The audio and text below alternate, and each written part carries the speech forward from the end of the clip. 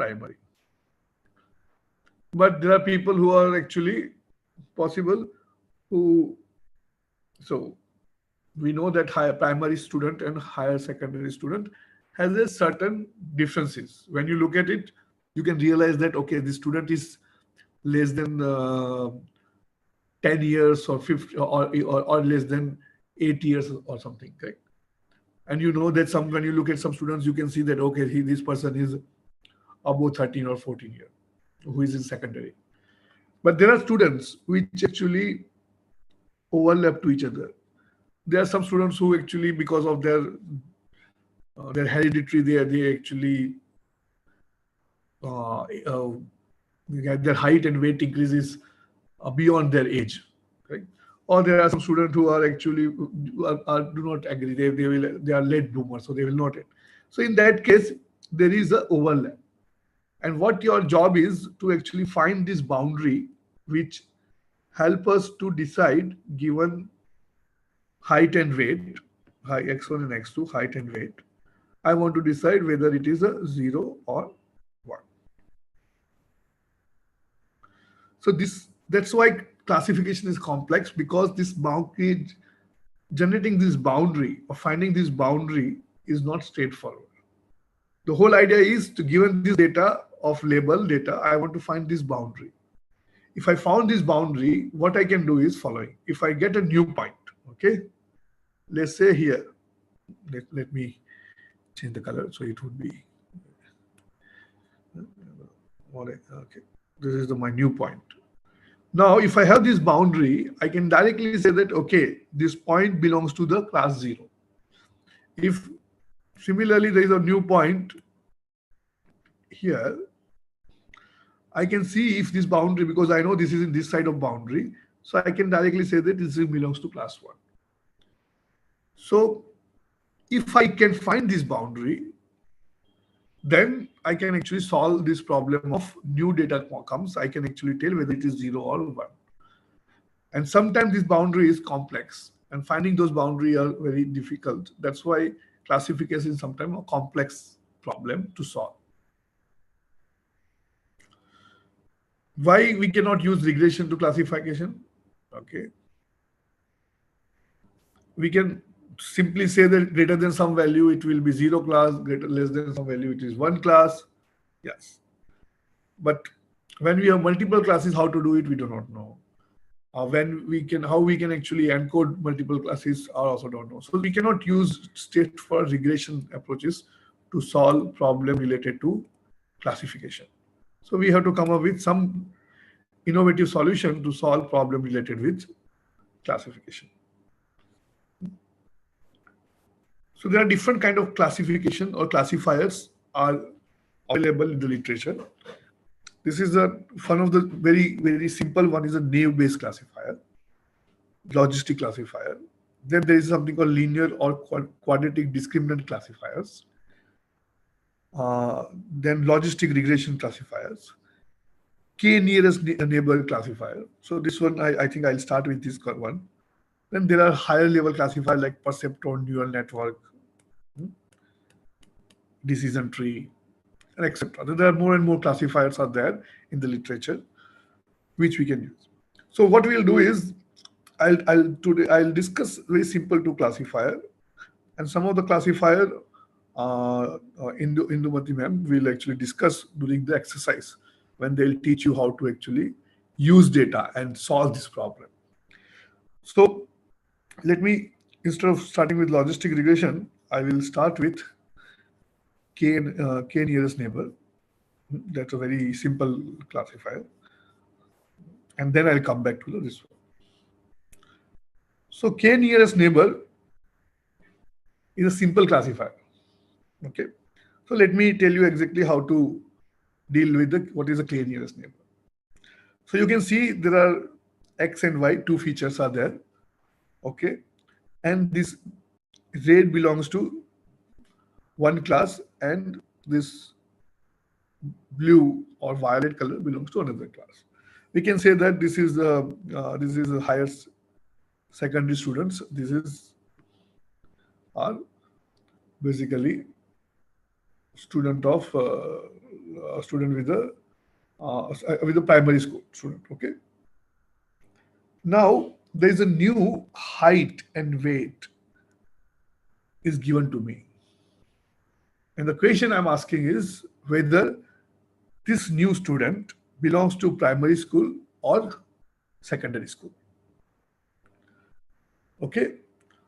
Now there is an old proverb that we are known by the company we keep.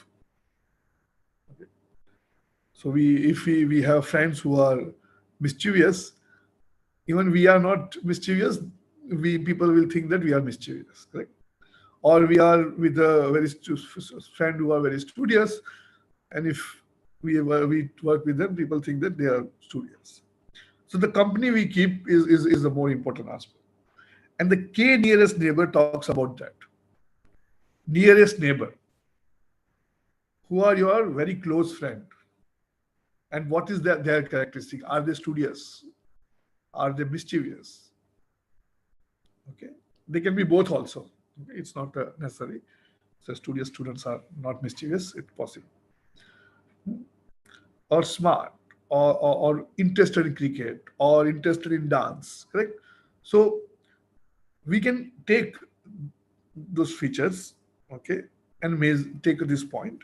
Here I have taken weight and height, and I am planning to decide based on its nearest neighbor. So the K is something which we define.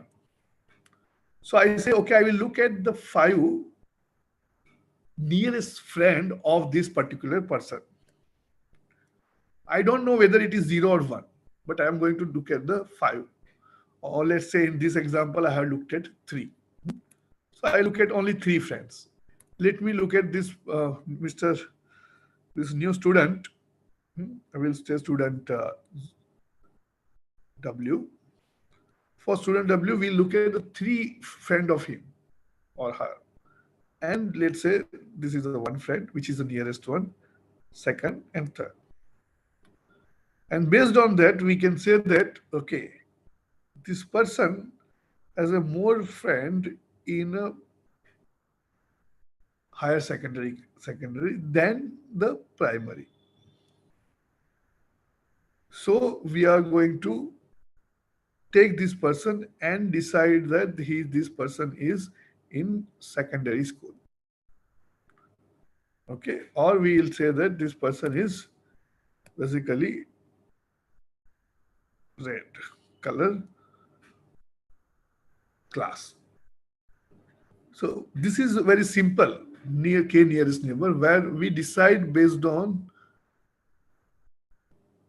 how many neighbors we should choose. So K nearest neighbor is, that's why one of the, you can see here, this person is classified based on K is equal to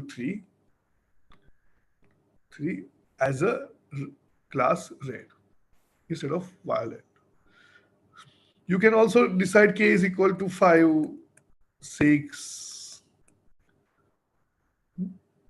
There is no rule in terms of whether it should have a K is equal to 6 or 7, or it can have a 7, 8. So what is the optimal K is the one of the question we typically have to answer when we build this classifier.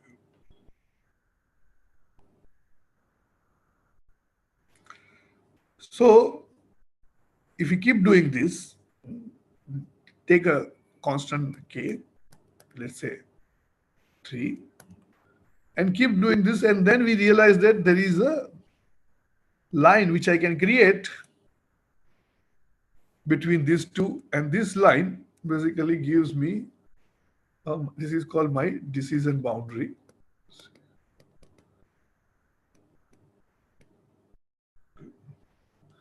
So anytime new point comes, let's say new point has come, let's say orange,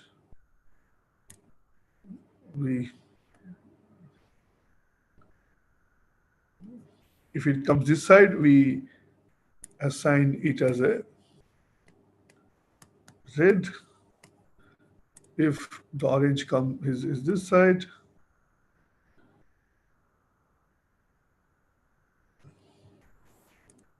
we assign it as a violet. Okay, I'm sorry, this one.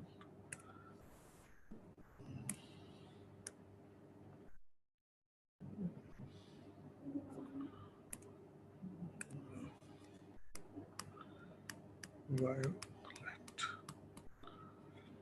Okay. So this is a very simple classifier, K-mean classifier. Why it is very interesting? It is a non-parametric method used for classifier, means you do not need to estimate any parameters. You can directly use the point and the new point and the all other points. But it's sometimes called lazy classifier algorithm, or it's often called lazy learning. Why lazy learning? What we'll do is we'll keep all these data points with us, and when new data point come, at that time we'll do all the computation, and hence it is the computation is deferred until the classification is required.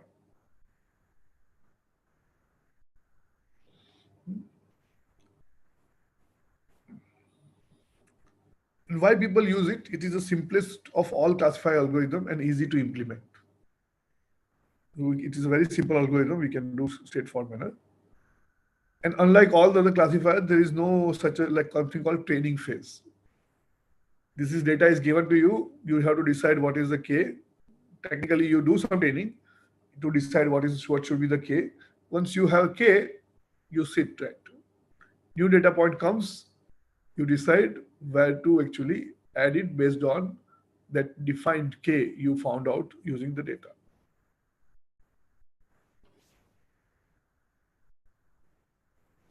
When it to be used, when the non-linear decision boundaries between two classes are there, it is good classifier. And when there's an amount of data is very large, because if the amount of data is large, you have to do a lot of training and other things. K nearest neighbor, you have to only determine number of K, and then with that you can actually avoid all the other computations which are there.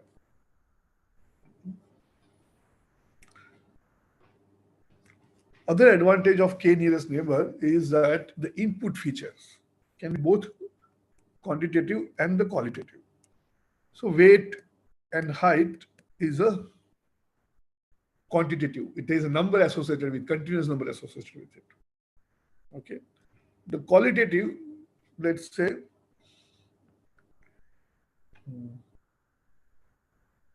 hair color. Hair color can be black or white or gray. That's it. So there are only qualitative possibility or other aspect where we define only certain discrete values associated with it. So both kind of feature can be handled by K nearest neighbor.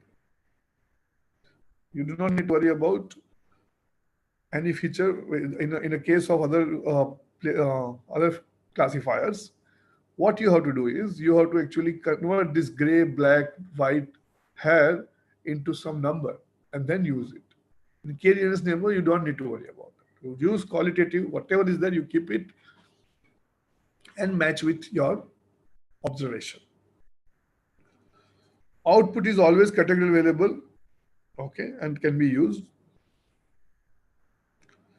So as I told you, the output here is decided by the majority vote of nearest neighbor. The company you keep. That's one of the way it is easy to understand K nearest neighbor. Once you define the K number of friends, you technically decide it based on the majority voting. Out of 3 friends, 2 friends are in a primary, 1 is in a secondary, you are a primary student. So out of 5 friends, 4 are in a primary, 1 is in secondary, then you are primary students again, not secondary student. So the majority voting is decided, and that is done based on the association of the observation with the other observation available to you, which has a label associated with them.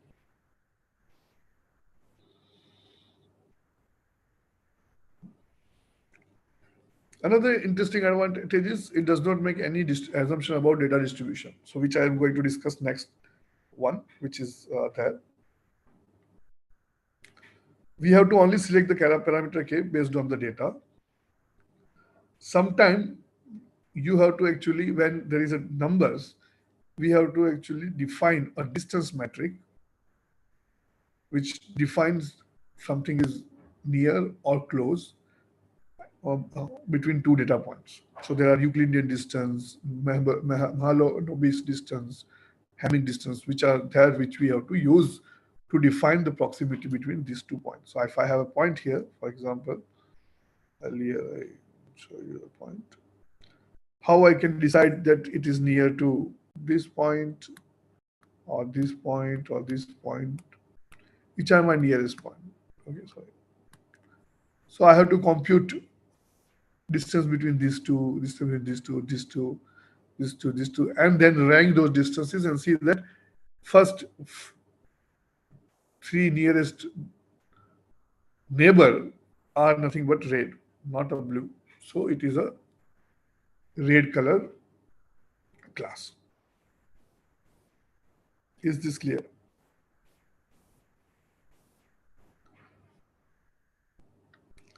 An algorithm is very simple. You compute the distance metric between test data and the all label data points, order the label data point from the increasing order of this distance metric, and select top k labels data point and look at the class labels and find the class level that has a majority this k label point have and assign it to the test data point. That's very straightforward. You start with the compute the distance. Let's say I have computed distance 1 to 20.58. Okay. Then I will, what I'll do is I'll put it from point, order it. Okay. So 0.5, 1, 2, 8, and 20. Okay. Then let's say k is equal to 3. Then I'll take all these 3 data points. And for each one, I will look whether it is a class 1 or this one is a class 1 and this one is a class 1. Then the majority vote says that all are class 1. So I will give my test data class 1. If there is a one here 0 and 1, 1, then again majority says that it is 1. So I have to put as a 1. So out of 2, out of 3, 2 are measured. Okay, saying 1, 1 is saying 0 class. So I have to put it as a 1. So this is how I can actually do the classification using k nearest neighbor. Now, I will talk about other classifier, which is based on some of our high school problem. So let me start with. So most of you know Bayes theorem or Bayes probability or conditional probability, correct? Now, you know that conditional probability that if today there is a cloud, it may rain, correct? So we call it a conditional probability where we know that there are clouds or cloudy day, and we can compute whether it's rainy, probability of raining, okay, or rain. So this is a conditional probability, and Bayes theorem actually help us to solve this problem, which basically says following that probability of A given B can be written as probability of B given A into probability of A divided by probability of B. So let's understand this Bayes theorem using this data. So I have some data which say Yama bike name, whether the condition of bike, which is bike was repaired or not, and when accident happened, whether the person got injured or not. Okay, there's nothing to do with bike general, but we'll look at it. So I have a different bike brand, whether the bike was repaired or not, and person after accident got injured or not. Now, if I give you Yamaha and unrepaired case, I want to predict, let's say, person got injured or not. So that is something which is we are interested in. So here, the B can be think of as a features, and the A is basically the event of interest.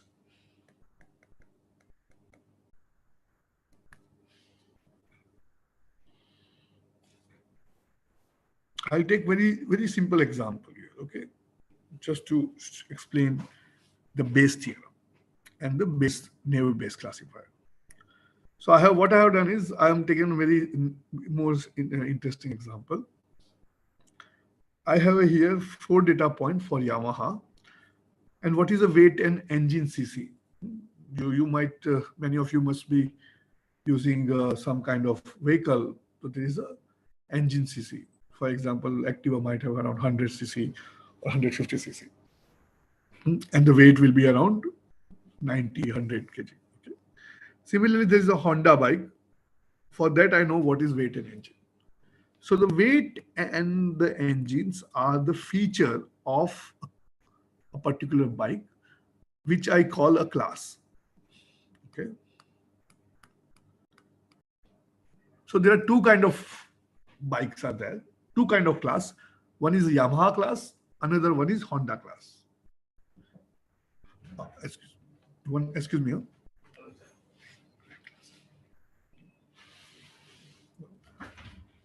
Just 1 minute.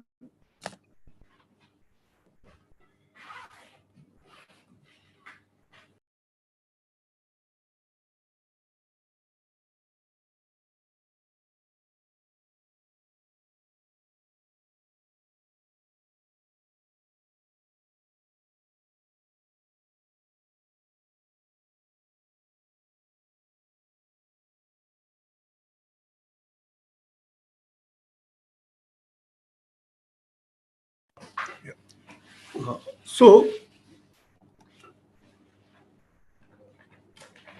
what we have is here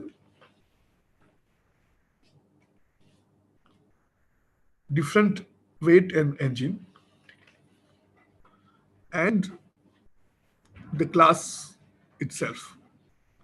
Now, if I give you new weight and engine, which has two features of some bike, which my friend has purchased, now I want to know whether it is a Yamaha bike or it is a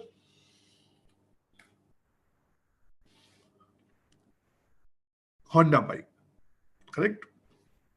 Now, if I look at the data, it says that with the probability of Yamaha bike is 0.5 and Honda bike is 0.5. Okay. Now, using these two,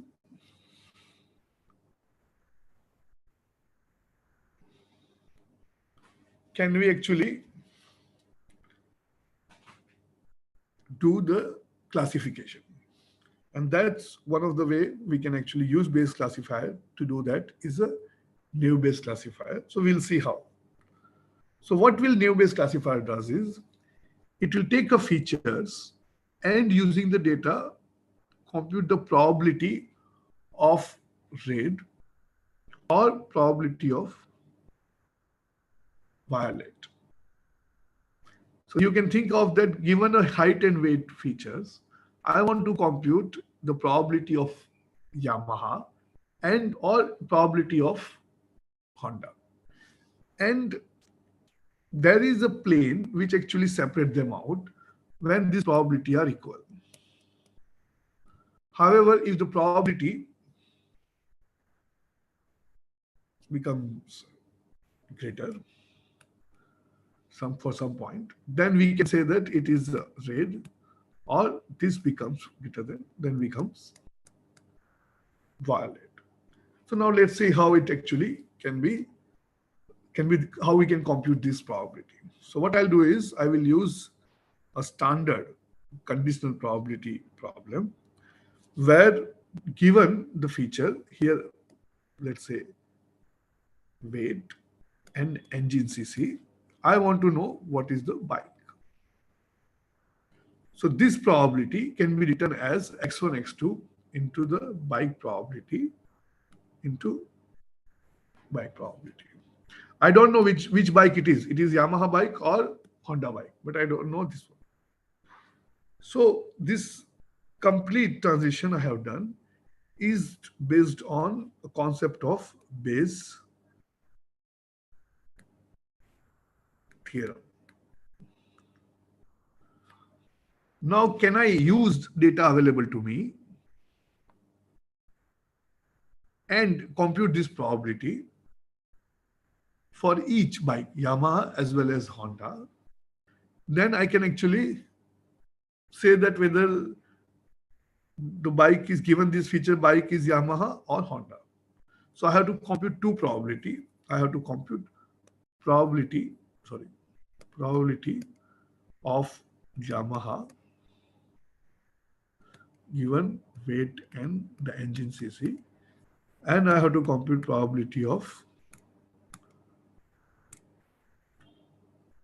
Honda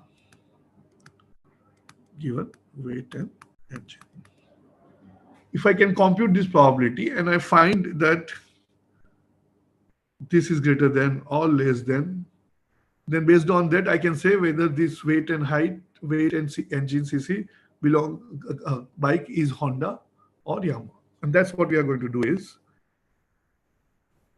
here. What I have done is I actually use the data available to me and compute mean and variance for Yamaha bike and Honda bike separately. You can see this is mean for the engine cc and the weights. And then I use weight and engine as my feature and try to predict whether it is Yamaha bike or not. And using Bayes theorem, I can actually write like this. Now, if you look at similarly, I can do the same thing for the Honda. Weight and engine is given, Honda bike, and this is a probability based on the Bayes theorem. If you compare these two, recall that Yamaha bike probability and the Honda bike probability were equal to 0.5 from the data, if you recall. If I go back, probability of Yamaha and probability of Honda, both were 0.5, 44. So this can be taken and done with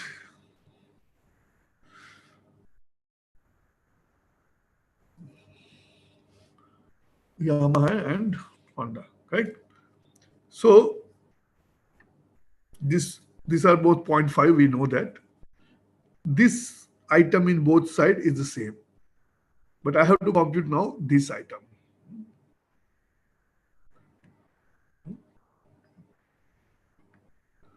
So what I'm going to do is I'm going to actually assume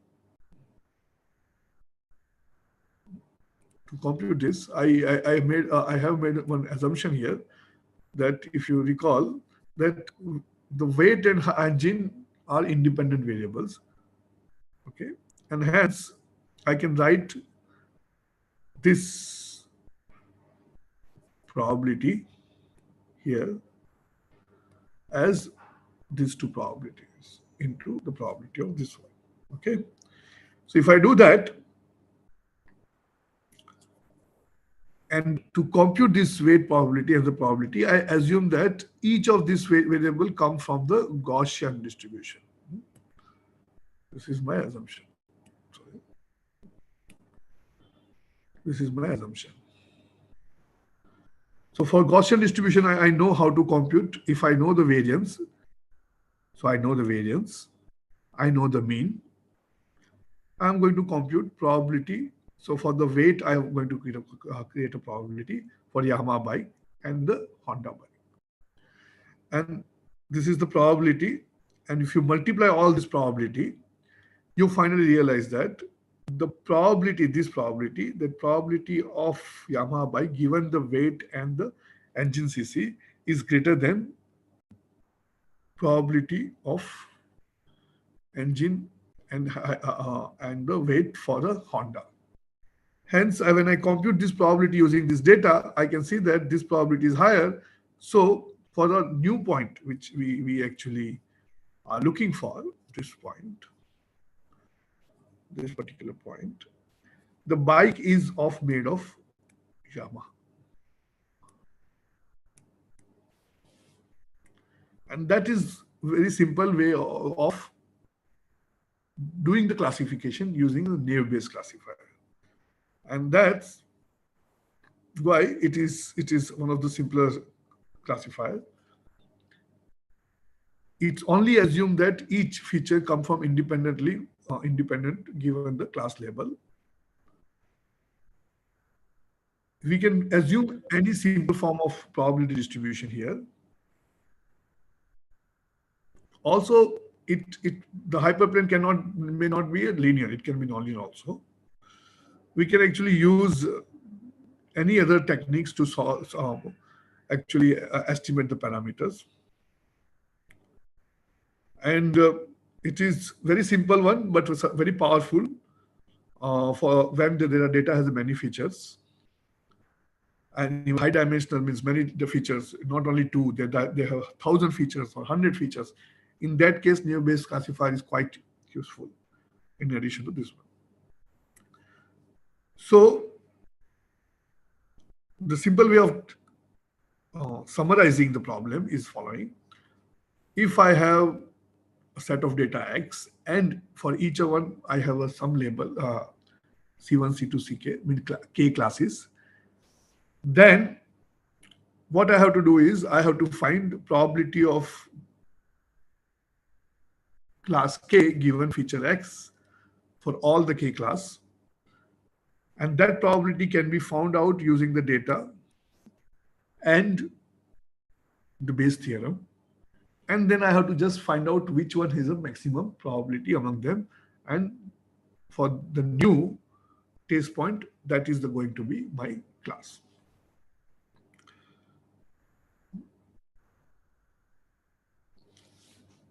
When there is an event or discretes, I can also use discrete models and estimate. If events are event model is continuous, I can use not only Gaussian distribution but other multinomial distribution, Bernoulli Bayes distribution, etc. So that actually that's one of the main advantage with this distribution, this particular classification techniques. Any questions?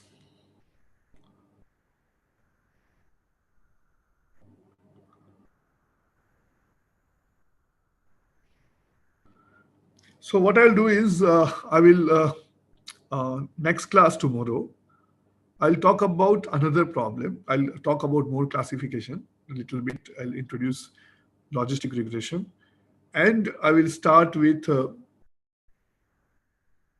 clustering techniques, and we'll see some clustering techniques which is one of the another major class of machine learning techniques, and how we can actually formulate those problems and some one or two method to solve it. Okay. If you have any questions, I can happy to answer. But these are the two interesting techniques in a classification, and I'll discuss one more tomorrow.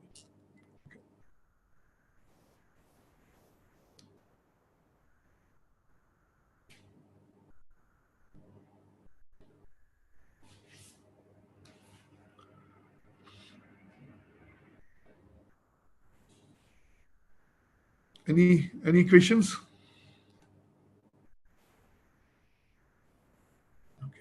Okay. If you have questions, you can still ask me tomorrow. Okay, I will share the material with Professor Rajarajeshwari.